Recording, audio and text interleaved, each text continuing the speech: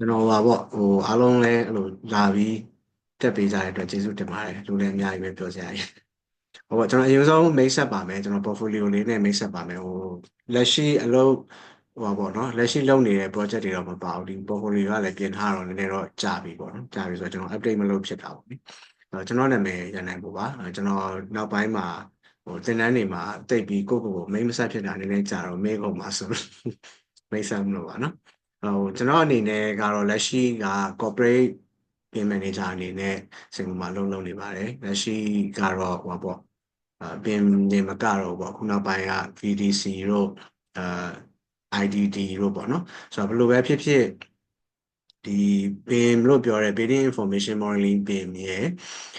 အခုနောက်ပိုင်းဒီစင်ကာပူနဲ့တကွသောနိုင်ငံတကာမှာလုပ်နေကြတဲ့ဒီ VDC ပေါ့ Virtual Design and Construction နောက်ပြီးတော့ IDD ပေါ့ Integrated Digital Delivery ပေါ့အခုဆိုရင်စင်ကာပူက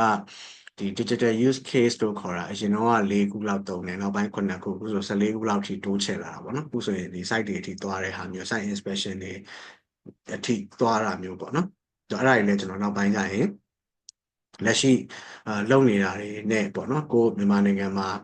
အာtop လုပ်လို့ရမယ့်ဟာတွေကိုကျွန်တော် share ပေးပါမယ်အခုကတော့ဟိုဘယ်လိုပဲသွား basic ကတော့ back to modeling ပေါ့နော် basic BIM model တခုပေါ့အဲ့တော့ BIM modeling လုပ်တဲ့အခါမှာ software တွေရွေးတယ်ဆိုရင်ကျွန်တော်တို့ကဘာတွေရွေးကြလဲပေါ့အဲ့တော့Tekla ရှိမယ် Archicad ရှိမယ် Revit ရှိမယ်Bentley ရဲ့ဟိုဟာတွေရှိမယ်ပေါ့နော်ဒီ Ecosin တို့ဘာလို့ရှိတယ်ပေါ့ဒါပေမဲ့ worldwide မှာcompany အများစုကိုမေးလိုက်လို့ရှိရင်ဘာသုံးလဲဆိုတော့ Revit ပဲသုံးတယ်ပေါ့အဲ့တော့ကျွန်တော်ကတော့ဒီ Revit ကိုပဲ BIM modeling tools အနေနဲ့ကျွန်တော်တို့မိတ်ဆက်ပါမယ်ကျွန်တော်ကတော့ဒီလောလောဆယ်ကတော့ပေါ့နော်BIM လည်းတင်တယ်နောက်ပိုင်းမှာဒီ Autodesk Construction Cloud လို့ခေါ်တဲ့အခုနောက်ပိုင်းဒီ digital use case တွေအတွက်ကိုအသုံးများလာတယ်လေကျွန်တော် share ပေးပါမယ်နော်ဒါကတော့ကျွန်တော်ဒီဖုန်းနံပါတ်နဲ့ email ပါကြိုက်တဲ့အချိန်ဖုန်းနံပါတ်ကတော့မြန်မာနိုင်ငံတို့တခြားနိုင်ငံကနေဆက်သွယ်မယ်ဆိုရင် +65 ပေါ့ရှေ့မှာ65ပေါ့နော် +65 ခံရတယ်ကျွန်တော်ယူဟိုဟာ Viber လည်းသုံးပါတယ် WhatsApp လည်းသုံးပါတယ်နော်WhatsApp ကတော့တိတ်WhatsApp ကတော့အများဆုံးသုံးဖြစ်တယ် Viber ကတော့group တွေအခုနောက်ပိုင်းရမ်းများလာလို့နည်းနည်း mute ထားတယ်ဒါပေမဲ့သုံးပါတယ်အဲကျွန်တော်အနေနဲ့မိတ်ဆက်ရရင်တော့ဟောပေါ့နော်အရင်ကတည်းကဒီ2019လောက်ကအရင်တကယ် Rabbit ကိုစခဲ့တာတော့2010လောက်2009 2010လောက်ကစခဲ့တာဒါပေမဲ့ဒီ international ပေါ့နော်ဒီနိုင်ငံတကာဟို conference ပေါ့အဲဒီမှာသူတို့ Big Asia Conference လို့ပြောပေမဲ့နိုင်ငံတကာကဒီအနောက်ကောရှေ့ရောအကုန်လုံးပေါ့နော်ရှိသမျှနိုင်ငံတွေကနေဖိတ်ပြီးတော့လုပ်တဲ့ပွဲမှာကျွန်တော် speaker အနေနဲ့ invited speaker အနေနဲ့လည်းဖိတ်ခံရပါတယ်ကျွန်တော် sharing နေတယ်လို့ဖြစ်ပါတယ်နောက်ပြီးတော့ဒီစင်ကာပူတွင်းမှာပဲလဲသူတို့ organization တွေပေါ့နော်ဒီအဖွဲ့တွေကလုပ်တဲ့ပွဲတွေမှာလဲကျွန်တော် sharing နေလို့ဖြစ်ပါတယ်အထူးသဖြင့်တော့ဒီကျွန်တော်ကတော့ structure background ပေါ့လေနော် structure နဲ့ပတ်သက်တာတွေအခုနောက်ပိုင်းကျတော့ဒီ digital use case တွေအကုန်လုံးကိုကျွန်တော် share ဖြစ်တယ်နောက်စင်ကာပူ NUS တို့ဘာတို့ကလည်းသူတို့ဒီ PhD ဆရာတွေပေါ့နော်ဆရာတွေကနေပြီးတော့သူတို့ master တန်းတွေမှာ BIM သင်တဲ့အခါမှာသူတို့ရဲ့ BIM နဲ့ပတ်သက်တဲ့သူတို့သင်ထားတာတွေကိုသူတို့ကျောင်းသားတွေကိုပေါ့နော်ဒီ industry မှာဘယ်လိုလုပ်နေလဲဆိုတာမျိုးတွေကို invite လုပ်တယ်ပေါ့နော်အဲ့တော့ကျွန်တော်တို့ industry အနေနဲ့သူတို့ကျောင်းတွေမှာသွားပြီးတော့ဟို industry မှာ lead လုပ်ပြီးBIM ကို lead လုပ်နေတဲ့ leader တယောက်အနေနဲ့သွား share တာပေါ့နော်ကိုဘာတွေလုပ်နေလဲကျွန်တော်တို့ company တွေကဘယ်လိုအလုပ်လုပ်တယ်လဲဒီ software တွေကဘယ်လိုအသုံးဝင်လဲစသဖြင့်ပေါ့ကျွန်တော်တို့ရဲ့case study တွေကိုသူတို့ကိုအရှင်းပြရတာမျိုးတွေလုပ်ဖြစ်ပါတယ်နောက်ပြီးတော့ဒါကတော့မြန်မာအတိုင်းဝိုင်းပေါ့လေကျွန်တော်တို့အစင်မှာရှိတဲ့မြန်မာ BIM professional တွေစုပြီးတော့ကျွန်တော်တို့ speak ဟောပေါ့ဒီကိုယ့်ရဲ့မြန်မာလူငယ်တွေအတွက် sharing တွေလုပ်ဖြစ်ပါတယ်အရင်ကျွန်တော်မြန်မာပြည်ပြန်လာတော့ကလည်းလုပ်တာရှိပါတယ်အဲ့ဒါတွေတော့ဒီထဲမှာမထည့်ထားမိဘူးပေါ့နော်ကျွန်တော်အဲ့ဒါတွေကတော့ကျွန်တော်ပြန်စုရတာခက်လို့မြန်မာပြည်လာတော့ကလည်းလို့ကိုကြုံရင်ကြုံတယ်လို့တချို့ဆိုလဲကျွန်တော်တို့ဒီနောက်ပိုင်းတက်လို့ဘာလို့မှလည်းကျွန်တော်သွားလို့ဖြစ်တာရှိပါတယ်ဒါတွေကတော့certificate တွေပါကျွန်တော်တကယ်လို့အလုပ်တွေပါရှောက်ပြီးသုံးရတာမျိုးပေါ့ကိုရဲ့ဒီဘယ်လိုနဲ့ပတ်သက်တဲ့ certificate တွေ ဘယ်လို certificate တွေအားလဲဆိုတာမျိုးတွေကိုကျွန်တော် share ရတာမျိုးပေါ့လေအဲ့ဒီခါကျရင်တော့ဒီဟာလေးတွေကကျွန်တော်တို့ဟိုprofile တစ်ခုအနေနဲ့ပြတာပါနောက်2000ဟိုလောက်12လောက်ကလည်းစင်ကာပူရဲ့ဒီဟွာပေါ့နော်စင်ကာပူမှာရှိနေတဲ့BCA အဖွဲ့အစည်းကနေပြီးတော့သူတို့ပြိုင်ပွဲတွေလုပ်တယ်ကုမ္ပဏီဒါအရင်တော့ကလည်းဆရာကြီးတို့နဲ့ကျွန်တော်တို့meeting လုပ်ပြီးဆွေးနွေးတော့ကလည်းကျွန်တော်ဒါလေးဒီအကြောင်းလေးကိုရှင်းပြဖြစ်ပါတယ်ပေါ့နော်ဟိုကျွန်တော်တို့မြန်မာနိုင်ငံကကုမ္ပဏီတွေမှာဘင်ကိုလှုပ်လာအောင်ဘင်ကိုစိတ်ဝင်စားလာအောင်သူတို့လှုပ်တဲ့ဟာတွေကိုအတိအမှတ်ပြုတာပေါ့လေနော်အဲ့တော့ကုမ္ပဏီတစ်ခုနဲ့တစ်ခုကုမ္ပဏီတွေကိုဘင်သုံးမယ်ဆိုလို့ရှိရင် funding တွေပေးတာမျိုးပြီးတော့ဒီကုမ္ပဏီတွေရဲ့ product တွေကိုဟို competition သဘောမျိုးလေးပေါ့နော်ဘယ်သူကအကောင်းဆုံးလုပ်နိုင်လဲဘယ်သူကစနစ်တကျလုပ်နိုင်လဲဘယ်သူက innovation ရှိတယ်လဲဘယ်သူက teamwork ကောင်းတယ်လဲအဲ့လိုဟာမျိုးလေးတွေကိုgovernment အနေနဲ့ organize လုပ်ပေးပြီးတော့သူတို့ဒီ seminar တွေနောက်တစ်ခုကဒီပြိုင်ပွဲတွေလုပ်ပေးတယ်ပြီးတော့စုပေးတယ်ပေါ့နော်စုဆိုတာလဲပတ်စံဆိုတာတက်ဟိုပေါ့နော်ဒီ award ပေါ့နော်ဒီtrophy ပေးတာပေါ့လေဆိုတော့ဒီအဲ့တုန်းကလည်းကျွန်တော်တို့team work အနေနဲ့တဆူရတယ်နောက်ပြီးတော့collaboration multi disciplinary collaboration ဆိုပြီးတော့စုတစ်ခုရတယ်နောက် innovation ပေါ့နော်အဲ့ဒီဟာလေးကျွန်တော်တို့ရပါတယ်ဆိုတော့ဒီပြိုင်ပွဲအခုပြိုင်ပွဲတွေလည်းခုနောက်ပိုင်းရှိတယ် funding တွေလည်းလက်ရှိလုပ်နေသေးတယ်ပေါ့နော်အဲ့တော့ဒါလေးကလည်းကျွန်တော်တို့မြန်မာနိုင်ငံအတွက်ဘင်ကိုစပြီးခြေလှမ်းတော့မယ်ဆိုရင်ကိုယ်နိုင်ငံကရှိနေတဲ့ကုမ္ပဏီတွေကိုဒီလိုမျိုး motivation ပေးလို့ရပါတယ်နောက်ပြီးတော့BIM ကကြတော့အခုကျွန်တော်တို့စတာတော့ 3D နဲ့ documentation ကနေစတာပြင်မဲ့နောက်ပိုင်းမှာ 45D 60 70အခုဆို80တွေ ND ပေါ့အမျိုးစုံရှိလာပြီပေါ့အရင်တော့ကကြတော့ကျွန်တော်တို့က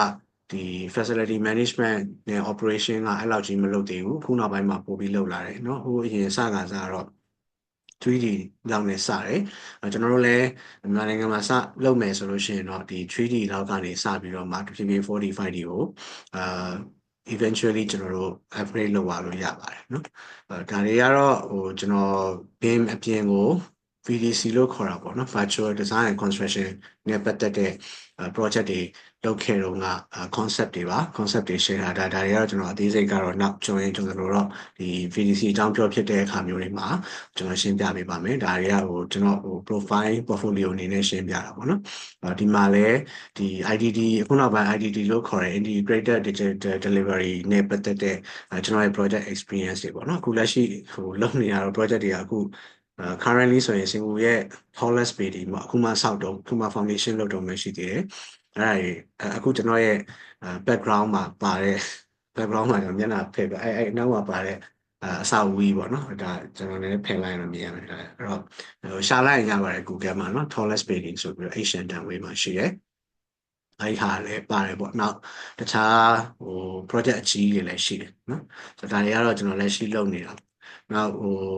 ဒီဟာတွေကjust sharing ပေါ့လေနော်ကျွန်တော်တို့က BIM ကိုလောက်လာတဲ့အခါမှာနောက်ပိုင်းလဲmodeling အပြင်ဒီ BIM model ကနေ feed အထိပေါ့နော်BIM to feed ပေါ့နော်ဒီ site ထဲမှာ inspection စစ်တာတွေ safety နဲ့ပတ်သက်တဲ့ဥစ္စာတွေကျွန်တော်အခုစင်ကာပူမှာတော့အခုမှအဲ့ဒါတွေကလုတ်တုံးမှာပေါ့နော်လုတ်တုံးဆိုတော့ဒီအခု digital tools တွေ software တွေသုံးပြီးတော့logistic ဘိုင်းတွေเนาะနောက် cost အပိုင်းစစ်တာတွေနောက် site ထဲမှာရှိနေတဲ့ defect တွေပေါ့နော် site ထဲမှာဒီ construction လုပ်တဲ့အမှားတွေဒီ error တွေဒါတွေကိုစစ်တဲ့ဥစ္စာ digital သုံးပြီးတော့ BIM ပဲဆိုပါတော့เนาะ BIM တို့ digital တို့ကိုသုံးပြီးတော့စစ်တဲ့ဟာတွေအဲ့ဒီဟာတွေလည်းကျွန်တော်တို့အခုလုပ်နေတယ်ပေါ့နော်ဆိုတော့ဘယ်လိုပဲပြောဒါတွေလုပ်တဲ့အခါမှာကျွန်တော်ဘာလေးကို highlight လုပ်ချင်လဲဆိုတော့အခုကျွန်တော်ဒီမှာ slide မှာ share ထားတဲ့ circle ပေါ့နော် digital goodness လို့ကျွန်တော်သုံးထားတယ် digital team တစ်ခု digital implementation ခေါ်မှာပေါ့နော်ကျွန်တော်တို့နိုင်ငံအနေနဲ့ပဲသွား company တစ်ခုအနေနဲ့ပဲသွားအခုလို organization အဖွဲ့အစည်းပေါ့နော်ဒီcommittee တွေရဲ့organization တွေရဲ့ဖွဲ့စည်းပုံတွေပဲသွားဒီ digital နဲ့ပတ်သက်ပြီး strong ဖြစ်အောင် strength ကောင်းအောင်ဆိုရင်ကျွန်တော်တို့က staff လို့ပြောတဲ့အခါမှာ staff ရဲ့ passion ရော skill ရောပေါ့နော်အဲ့ဒါတွေအကုန်လုံးကျွန်တော်တို့က motivate ရအောင် train ရတယ်ပြီးတော့ training အဲ့ staff တွေရဲ့ skill ကို တိုးတက်ဖို့အတွက်ကျွန်တော်တို့ training upgrade လုပ်ပေးရတယ်အခုလိုမျိုးကျွန်တော်တို့ sharing တွေလုပ်ပေးရတယ်နောက်ပြီး tools ပေါ့နော်အဲ့တော့ tools ကကြတော့balance ဖြစ်ဖို့လိုတယ်လူတွေအနေနဲ့ကျွန်တော် manpower အနေနဲ့ပေါ့နော်အခုလိုမျိုးကျွန်တော်တို့ training တွေပေးမယ်ကျွန်တော်တို့က sharing တွေလုပ်ပေးမယ်အဲ့တော့YouTube တို့ဘာတို့ကနေကြည့်ပြီးတော့ကျွန်တော်တို့အကုန်လုံးဒီ scale ကို upgrade လုပ်လို့ရတယ်ဒါပေမဲ့လူတွေကလည်းတော်နေပြီ training တွေကလည်း provide လုပ်ထားလို့အားလုံး knowledge ကရှိနေပြီသို့တော့ equipment ကလုံလုံလောက်လောက်မရှိဘူး tools တွေကလုံလုံလောက်မရှိဘူးဆိုတော့ကျွန်တော်တို့ကအဆင်မပြေဘူးအဲ့တော့ကျွန်တော်တို့ကဒီ balancing ဖြစ်ဖို့အတွက်staff ရဲ့ training ရဲ့ tools ရဲ့သုံးခုလုံးကအားလုံး balance ဖြစ်ဖို့လိုတယ်လိုအပ်တဲ့ software တွေအဲ့တော့တချို့ scenario တွေမှာ company ရဖြစ်စေကျွန်တော်တို့ဒီ government sector budget တောင်းတင်လို့ပဲဖြစ်စေကျွန်တော်တို့က software တွေဝယ်နိုင်တယ် software တွေဝယ်နိုင်တော့လည်းပဲsoftware တွေကိုကျွမ်းကျင်တဲ့လူမရှိဘူး training လုပ်ပေးမဲ့လူမရှိတဲ့အခါမှာကျွန်တော်တို့ staff တွေရဲ့ skill တွေကsoftware တွေရှိပြီးထိုင်ကြည့်နေရတာမျိုးပေါ့။ဘာနဲ့တူလဲဆိုတော့ကျွန်တော်တို့ကlibrary တစ်ခုမှာစုံလင်တဲ့ယတတုတစာအုပ်တွေအများကြီးရှိတော့လဲစာဖတ်မဲ့လူမရှိသလိုပေါ့နော်အဲ့လိုမျိုးဖြစ်နေတာမျိုး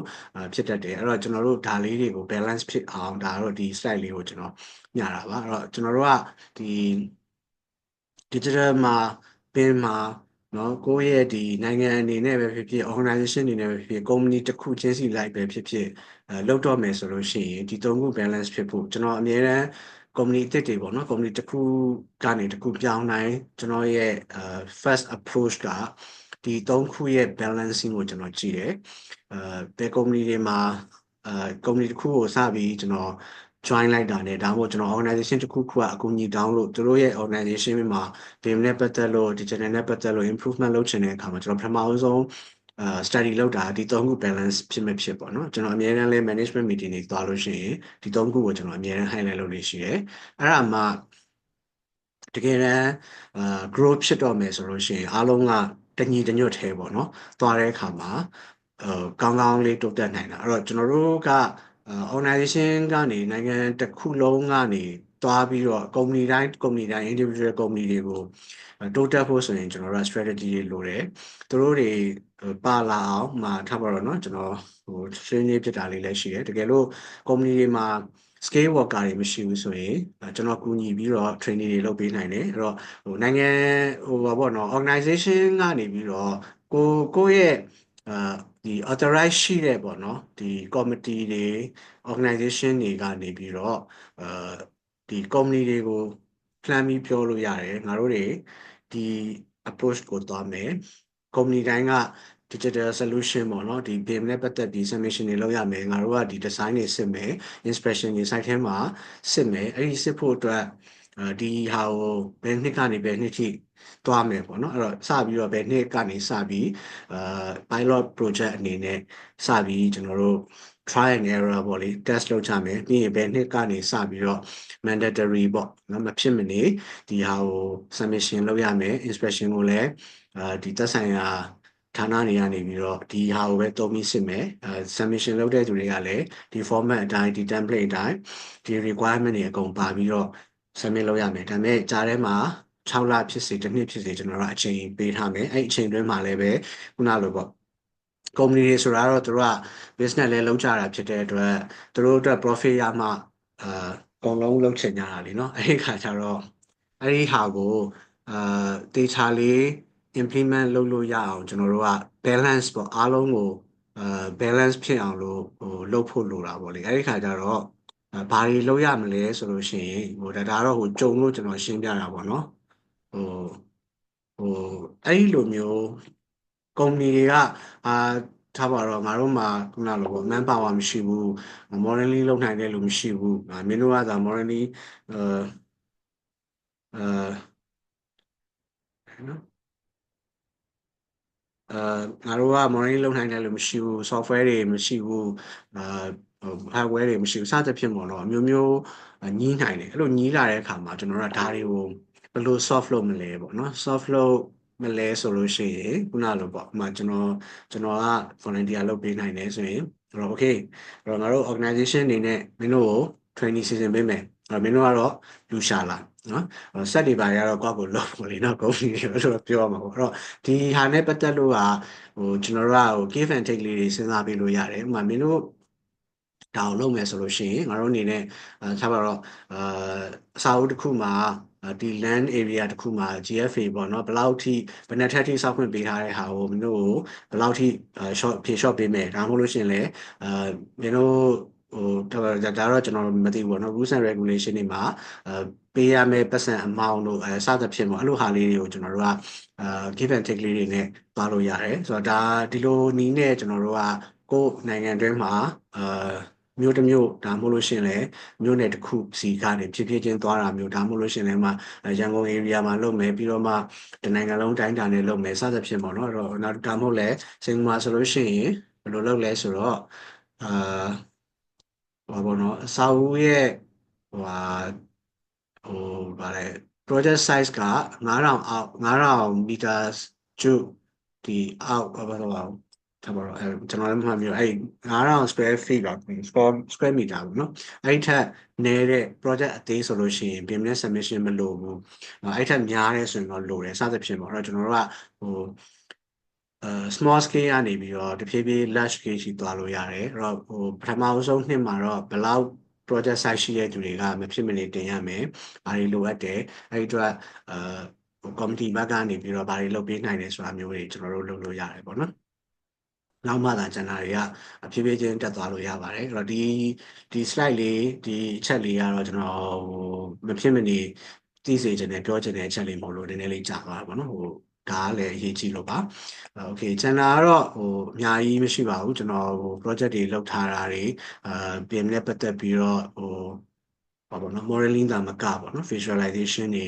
coordination ပိုင်းတွေဘယ်လိုမျိုးသွားထားတယ်ဆိုတာလေးတွေပေါ့နော်နောက်ဘယ်လို project အကြီးတွေလုပ်ဖူးလဲဆိုတာတော့ပဲကျွန်တော် share ချင်တာပါအဲ့တော့ဒါတွေကတော့ကျွန်တော်မြန်ပဲshort to the point ပဲသွားလိုက်ပါမယ်နော်ဒါတွေကတော့ project တွေပေါ့လေ project တွေကလောက်ထားတဲ့ project တိုင်းတော့မထည့်နိုင်တော့ဘူးများလို့ဆိုတော့ကြတော့မဟုတ်ဘူးအဲ့တော့လောက်ထားတာတွေတော့အများကြီးပဲအဲ့ထဲမှာဟို digital ဒါဆိုလို့ရှိရင်ဒီ NTU ကပါပေါ့နော် timber နဲ့အခုနောက်ပိုင်းမှာဘယ်လိုခေါ်မလဲသူတို့ mass ပေါ့နော်ဟိုဟို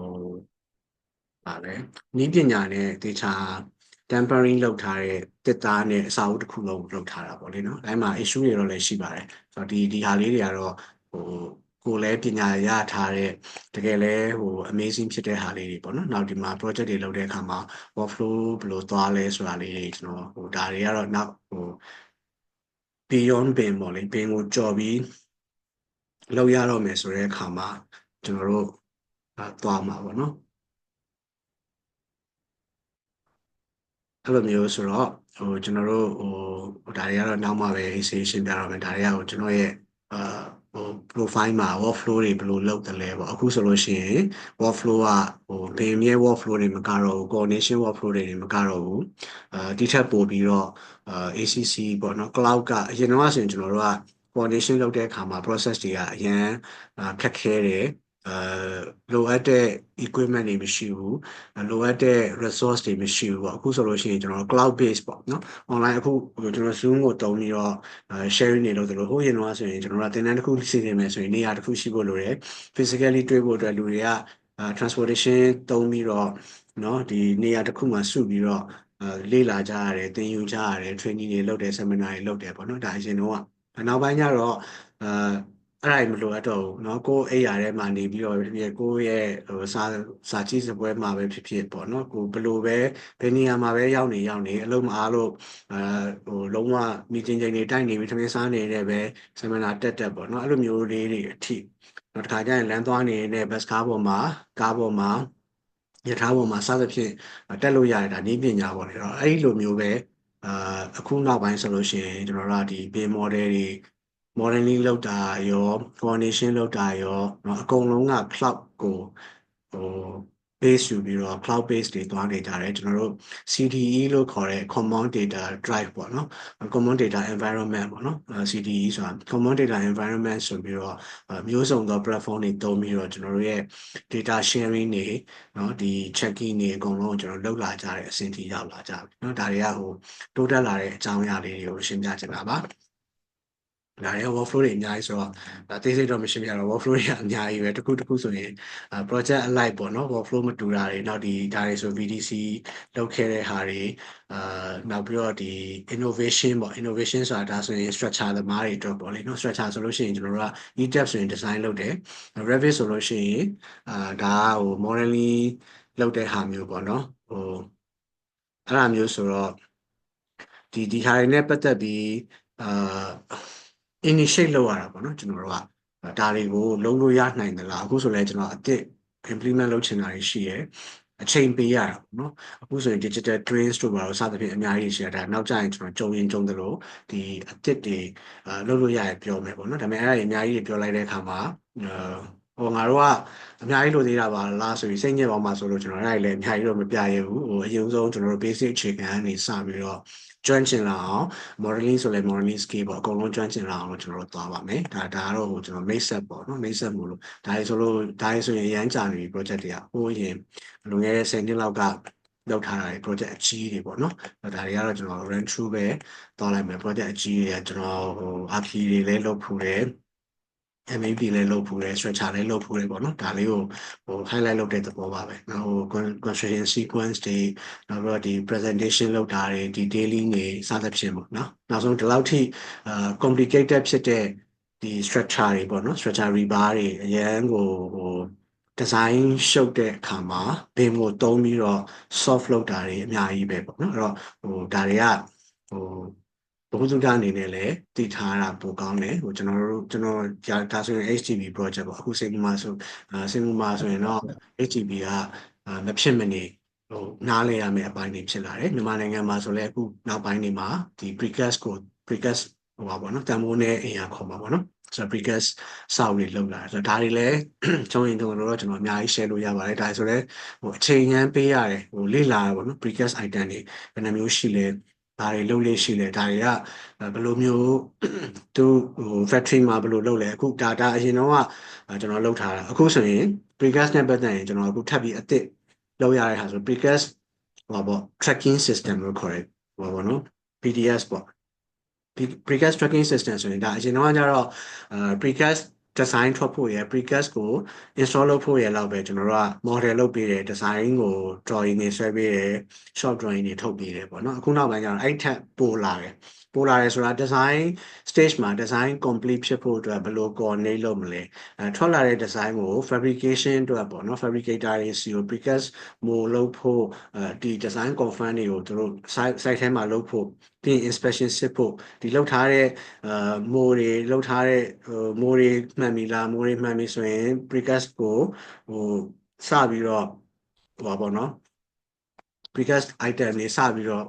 concrete လောင်းတော့မယ်ဆိုလို့ရှိရင် precast model precast item တွေစပြီးလုပ်တော့မယ်ဆိုတဲ့အခါမှာ inspection တွေစစ်ပြီးွားရင် approve ဖြစ်တဲ့ဟာတွေကို digitally ပေါ့နော် tracking လုပ်ရတာပေါ့နော်အဲ့တော့ okay site ထဲမှာတော့ထားပါတော့ခုနလို precast column ဘယ်နှခုdesign ပြတ်သွားပြီအဲ့ဒီ design ဘယ်နှခုကတော့ precast component တွေ ready ဖြစ်ပြီ ready ဖြစ်တာတွေကို inspect စစ်ပြီးမှန်ပြီဆိုရင်ဘယ်တော့ site ထဲကို deliver လုပ်မလဲ delivery date delivery လုပ်တဲ့အခါမှာ site ထဲမှာရောက်ပြီလားရောက်ပြီဆိုရင်ကျွန်တော်တို့ဒါကို accept လုပ်ပြီဆိုတော့ acceptance ပေါ့အဲ့ဒီအားတွေ approval လုပ်တယ်ပြီးရင် installation လုပ်မယ် installation လုပ်တဲ့အခါမှာမှန်ကန်တယ်ဆက်ပြီးတော့နောက်ထပ်ထပ်ပြီးတော့ပေါ့နော်နောက်အလွှာတွေအတွက်လုပ်လို့ရရဲဆိုတာမျိုးဒီဒါကို precast tracking system ခေါ်တာပေါ့အဲ့ဒါလေးလည်းအဲ့ဒါအခုချိန်ထိလုပ်နေတော့ပေါ့နော်အရင်တော့ Excel တို့ဘာလို့နဲ့ manual လုပ်ရတဲ့အခါမှာ project သေးရင်ပြဿနာမရှိပေမဲ့ project ကြီးတဲ့အခါကြလို့ရှိရင်ဒါကြီးကအရန်ကိုခက်ခဲတယ်เนาะအရန်ကိုပေါ့နော်မှားတာတွေ manual error တွေများတယ်အဲ့ဒါကိုကျွန်တော်အခုစပြီးတော့digital solution တွေစပြီးပြင်ဆင်နေတာပေါ့နော်အခုကတော့လုပ်နေရတဲ့အများကြီးပဲကျွန်တော်တယောက်တည်းကိုပဲဒီ cost management ရော inspection တွေရောအခုဆိုရင် BCA ကလည်းတကယ် စာပို့တာပေါ့နော်သူတို့ဒီနောက်ပိုင်းဒီ site inspection တွေအတွက်ကိုဘယ်လိုဟာမျိုးတွေသုံးမလဲဆိုတာမျိုးတွေအထိပေါ့နော် discussion လုပ်ဖို့ဆွေးနွေးဖို့စသဖြင့်နေပေါ့နော်ဒါတွေလည်းကျွန်တော်တို့တွားနေပါတယ်နော်ဒါတွေကတော့3D model လေးနေပါတော့နောက်ပိုင်းကျရင်ဒီ inspector တွေအနေနဲ့ဆိုလို့ရှိရင်ဘာတွေစစ်မလဲနော်နောက်တစ်ခုကဒီဒါဆိုလို့ရှိရင် VR ပေါ့နော် VR ကကြတော့အခုဖုန်းရှိတဲ့လူဆိုလို့ရှိရင်လည်းဒီ QR code ကိုvalid ဖြစ်သေးလားတော့မသိဘူးဖြစ်မယ်ထင်တာပဲနော်ဒီ QR code လေးကိုဖုန်းကင်မရာနဲ့iPhone ဆိုရင်တော့ဖုန်းကင်မရာနဲ့ရမယ်ကျန်တဲ့ Android တော့ရမယ်မသိဘူးမရရင်လည်း QR code scanner နဲ့ကြည့်လို့ရတယ်ကြည့်လိုက်လို့ရှိရင်ကျွန်တော်တို့ကဒီအခုကျွန်တော်ဖုန်းမှာတော့မြင်ရတယ်ပေါ့နော်ဒီပုံလေးကို 3D နဲ့ကြည့်လို့ရတယ်နော်စမ်းကြည့်လို့ရတယ်ဒီ QR code လေးလေနော်ဆိုတော့ဒါကတော့နောက်ပိုင်းမှာ inspector တွေအနေနဲ့site တွေမှာနော်design စစ်တော့မယ်ဆိုလို့ရှိရင် area like ကျွန်တော်တို့လောက်ခိုင်းလို့ရတယ်ဆိုပါဆိုကျွန်တော်တို့ကဒီ floor တစ်ခုသာစစ်မယ်ပေါ့နော်ဒါတော့ level 1မှာသူတို့casting လုပ်တော့မယ်ဒါမှမဟုတ်လို့ရှိရင်လည်း level 1မှာသူတို့ခုနလို precast item တွေ installation လုပ်တော့မယ်ဆိုရင်ဒါမှမဟုတ်လည်းသူတို့ rebar တွေပေါ့နော် rebar တွေလောက်ထားတယ်ပေါ့အဲ့ဒါတွေစစ်တော့မယ်ဆိုရင်ကျွန်တော်တို့ကတချို့နေရာတွေမှာတကယ်လို့ rebar detailing တွေကတော့အခုချိန်ကြီးကျွန်တော်တို့စင်မှာမလုပ်ကြသေးဘူးဒါပေမဲ့အဲ့ဒါပါစစ်ချင်တယ်ဆိုရင်တော့တစ်မျိုးပေါ့နော်ဒါပေမဲ့ကျွန်တော်တို့ကဒါပေမဲ့ rebar ကိုခဏမေ့ထားလိုက်အခန်းတစ်ခန်းinspect သွားစစ်မယ်ဒီအခန်းမှာ concrete လောင်းထားတာတွေdoor location တွေ window location တွေအကုန်လုံးမှန်မမှန်ပေးထားတဲ့ design အတိုင်းကိုက်မကိုက်စသဖြင့်ပေါ့လေစစ်တော့မယ်ဆိုလို့ရှိရင်ကျွန်တော်တို့က design ကိုဒီလို partially ပေါ့နော်ဒီ area လေးတစ်ခုကိုကျွန်တော်တို့ QR code လေးသူတို့ကို submit လုပ်ခိုင်းလို့ရတယ်အဲ့ဒီ QR code နဲ့ကျွန်တော်အဲ့နေရာလေးကိုတွက်ကြည့်လို့ရတယ်ဒါကတနည်းပေါ့လေနော်နောက်နည်းတွေကကြတော့တခြားဒီ Delex လိုဟာမျိုး software တွေသုံးပြီးတော့ latest model ကိုကျွန်တော်တို့ share ခိုင်းလို့ရတယ်ပြီးတော့ lightweight model ဖြစ်တယ်ပေါ့နော်အဲ့လို lightweight model တွေနဲ့ဒီကို inspection လုပ်မဲ့ area ကိုသွားပြီးရင်သူ့ရဲ့ပတ်ပတ်လည်မှာရှိတဲ့ဒီ M&E service တွေstructure component တွေစသဖြင့်တွေကိုကျွန်တော်တို့ကစစ်လို့ရတယ် ceiling above the ceiling လဲကျွန်တော်တို့ကဝင်စစ်လို့ရတယ်ပေါ့နော်အဲ့တော့ဒီ model နဲ့site ထဲမှာလောက်ထားတာနဲ့ကိုက်ညီမှုရှိမရှိ verification တွေလုပ်လို့ရတယ်เนาะဒါတွေကကျွန်တော်တို့ inspector တွေအတွက်လည်းအသုံးတည့်တဲ့ဟာမျိုးလေးပေါ့လေเนาะဆိုတော့အဲ့တော့ဒီလိုမျိုး QR code နဲ့ဒီဟောပေါ့360 render view တွေကြည့်လို့ရတယ်ဒါမှမဟုတ်နောက်ပိုင်းမှာဒီပညာတွေ data တော်တော်ကြာပြီဒီဟာတွေကလေအရင်တော့ဒီအခုနောက်ပိုင်းလိုမျိုး lightweight ဒီ inspection လုပ်တဲ့ bin for fee နဲ့ပတ်သက်တဲ့ tools တွေ software တွေမပေါ်သေးဘူးပေါ့နော်ဤပညာတွေstrategy တွေမပေါ်သေးခင်တော့ဒီနည်းကိုသုံးခဲ့တယ်အခုနောက်ပိုင်းတော့ဒီထက်ပိုပြီးကောင်းတာတွေသုံးလို့ရတယ်နော်ဒါတွေကတော့ကျွန်တော် video တွေပါနောက်မှကျွန်တော် video တွေ YouTube မှာတင်ထားတာလေးရှိပါတယ်ကျွန်တော်နာမည်ရိုက်ထည့်လိုက်လဲအဲ့မှာအများကြီးပဲနော်တခြား share ထားရလဲရှိတယ်YouTube မှာရန်နိုင်မို့လို့ YNNANGPO လို့ space ခံရလို့မလို့တော့မသိဘူးရိုက်ထည့်လိုက်လို့ရှိရင်ကျွန်တော် channel ရှိတယ်အဲ့ channel မှာfree share ထားရလဲအများကြီးပဲတခြားအကြောင်းအရာတွေရောပေါ့နောက် BIM နဲ့ပတ်သက်တဲ့ဟာတွေလည်းရှိပါတယ်နော်နောက်တခြားဟောပေါ့ private လုပ်ထားပဲနဲ့ကျွန်တော်list တွေပိတ်ထားတယ်ပေါ့နော်link ပေးထားတဲ့သူတွေပဲရတဲ့ဟာတွေလည်းကျွန်တော်နောက်ပိုင်းမှာ share ပေးပါမယ်ဒါတွေကတော့panorama view တွေကျွန်တော်ပြီးရင်ဒီ link လေးနှိပ်ပြီးကျွန်တော်ရှင်းပြပေးပါမယ်နော်နောက်ဒီအခုနောက်ပိုင်းဆိုရင်ဒီ multi user သုံးတဲ့ VR တွေပေါ့နော်ဆိုတော့ဒီ tender stage တွေ inspection လုပ်မယ်ဆိုရင်ဒီ design stage မှာ construction မလုပ်ခင်မှာဒီ design ကကျွန်တော်တို့ဒီပေါ့နော်သတ်မှတ်ထားတဲ့နော်ဒီနိုင်ငံရဲ့ပေါ့ code of practice တွေနဲ့သတ်မှတ်ထားတဲ့ဒီ accessibility code တို့ visibility code တို့ဒီ code တွေနဲ့ compliant ဖြစ်မဖြစ် construction မတိုင်ခင်မှာ design ကိုစစ်တာတော့ပါလို့ဆိုရင်ကျွန်တော်တို့ဒီ VR ဒီသုံးပြီးတော့နော်သူအစာအုပ်ထဲမှာကိုယ်တိုင်ဒီ inspector ကိုယ်တိုင်ဝင်စစ်တာမျိုး client ဆိုရင် client ကိုယ်တိုင်ကကိုယ့်ရဲ့ design နဲ့ပတ်သက်လို့ material နဲ့ပတ်သက်လို့ color နဲ့ပတ်သက်လို့နော်ဒီ setting out တွေနဲ့ပတ်သက်လို့ measure လုပ်လို့ရတဲ့ software တွေရှိတယ်အဲ့လိုမျိုးတွေကျွန်တော်တို့လေ့လာလို့ရနိုင်တာရှိတယ်နော်ဆိုတော့အဲ့ဒါကတော့ကျွန်တော်အချင်းပြောပြတာပါခုနက link လေးကျွန်တော်သွားပေးပါမယ်နော်ဒါဆိုလို့ရှိရင်one of the airport ပေါ့လေနော် airport project တစ်ခုပါဆိုတော့ဒီ ဒီဟာလဲခုနလို inspection အတွက်သုံးလို့ရတယ်ဒါပေမဲ့သူကတော့အထဲကိုလမ်းလျှောက်ကြည့်လို့ walk through လုပ်လို့မရဘူးဒီသူပေးထားတဲ့ area ကနေဟို360 degree လှည့်ကြည့်လို့ရတယ်နော်ဆိုတော့အဲ့လိုမျိုးဟို inspector တွေအနေနဲ့ကြတော့เนาะဒီ link ပေါ့နော် link တောင်းနေလဲရတယ် QR code ကနေဖတ်လဲရတယ်ဖုန်းနဲ့ကြည့်လို့ရတယ်ပေါ့နော်အခုကတော့ကျွန်တော်ကဟိုအားလုံးဟိုကွန်ပျူတာနဲ့ share နေတာဖြစ်လို့ကွန်ပျူတာနေပြတကယ်တော့ခုနကကျွန်တော်ပေးထားတဲ့ဒီနော်ဒီ QR code ကလေးပေါ့နော်ဒီ QR code ကလေးကိုနှိပ်လိုက်ရင်ကိုပဲကြည့်လိုက်ရင်ကိုပဲဒီ view ကိုကြည့်လို့ရပါတယ်ခုကတော့ကျွန်တော်ကဒီဟာလေးကိုပြနော်ဆိုတော့ဒီလိုမျိုးလုပ်လို့ရတယ်နောက်တချို့ software တွေဆိုရင် exe file ပေါ့နော်export လုပ်လို့ရတယ်အဲဒါဆိုလို့ရှိရင်ကိုယ့်စီမှာ software ရှိစရာမလိုဘူး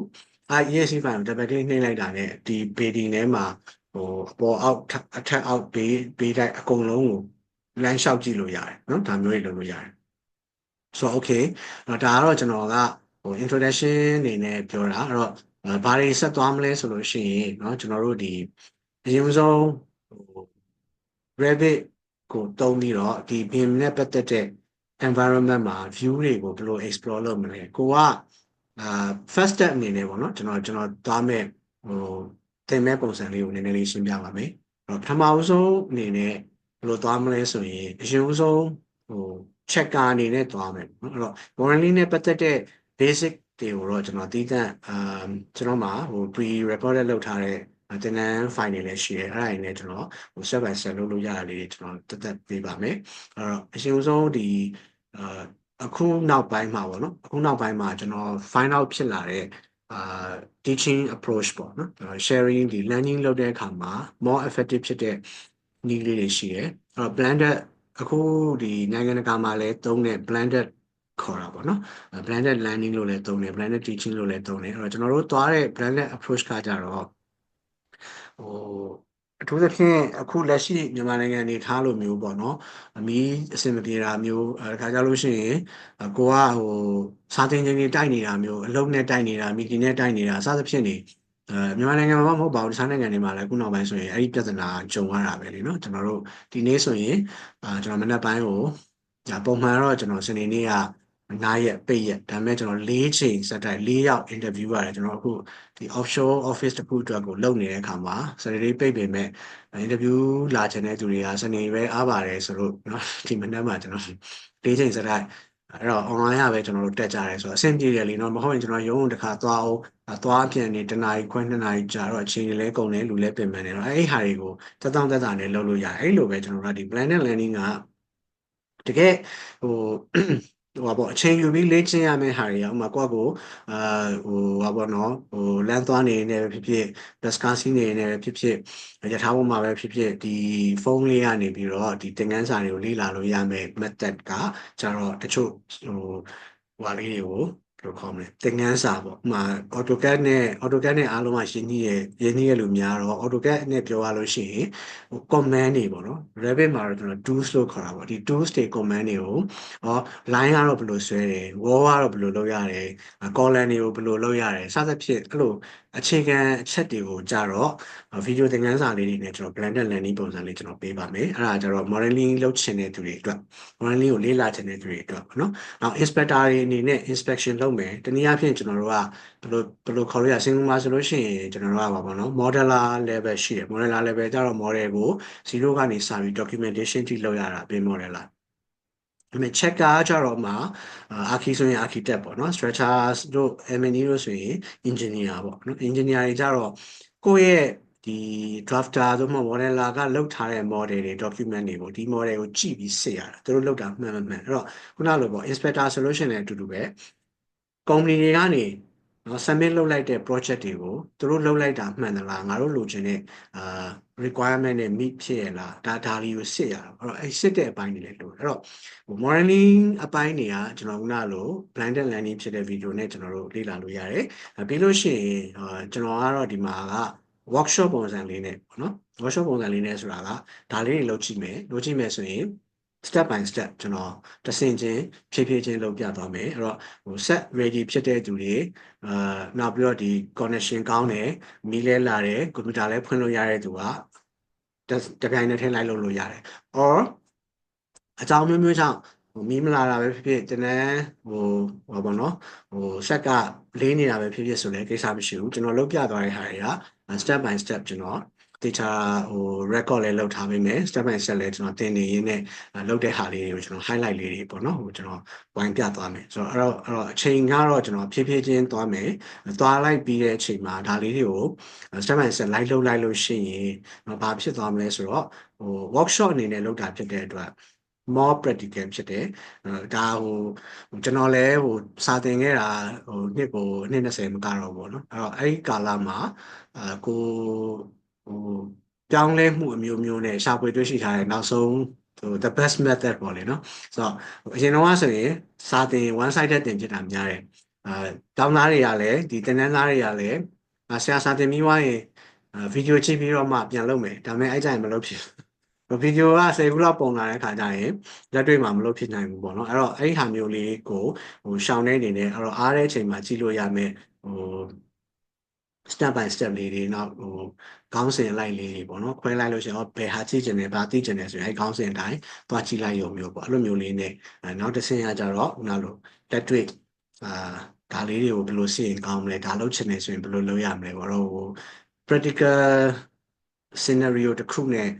workshop လေးတွေလုပ်တာကအခုနောက်ပိုင်းမှာပိုထိရောက်တယ်အခုနောက်ပိုင်းဆိုလဲကျွန်တော်အခုထိအခုကတော့နည်းနည်းအလုပ်များနေလို့ပေါ့နော်နောက်ကျွန်တော် YouTube မှာ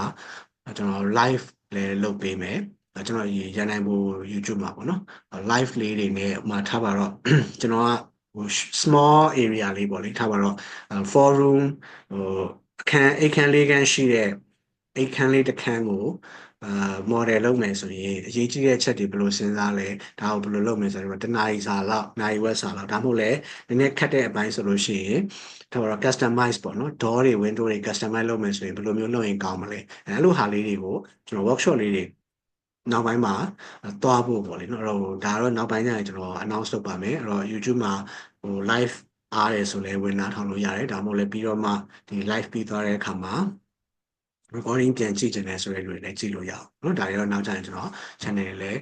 လုပ်ထားပေးပါမယ်เนาะအဲ့တော့ဒါတော့ကျွန်တော် introduction လည်းပြောရင်းနဲ့